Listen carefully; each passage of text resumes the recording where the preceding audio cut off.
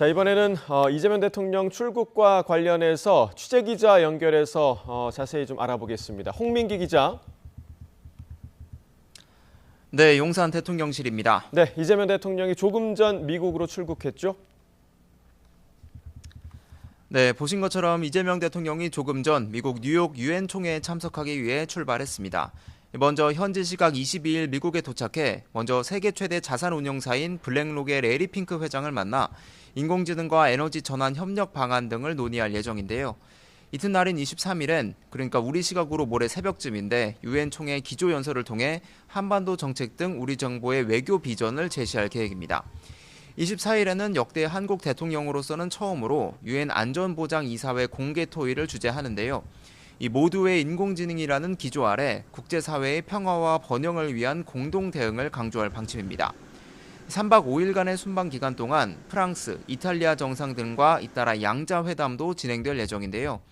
다만 도널드 트럼프 미국 대통령과의 정상회담은 예정돼 있지 않은 상황이고 약식 회담도 역시 불투명한 것으로 알려졌습니다. 이 대통령은 방미 마지막 날인 25일에는 미국 월가의 경제 금융계 인사들과 만나 한국에 대한 투자를 요청하고 귀국길에 오를 예정입니다. 네, 이 대통령의 외신 인터뷰 내용도 공개됐는데 미국과의 관세 협상에 대한 입장을 밝혔다고요? 네, 이 대통령이 지난 19일 영국 BBC, 로이터 통신과 인터뷰한 내용이 오늘 공개됐습니다.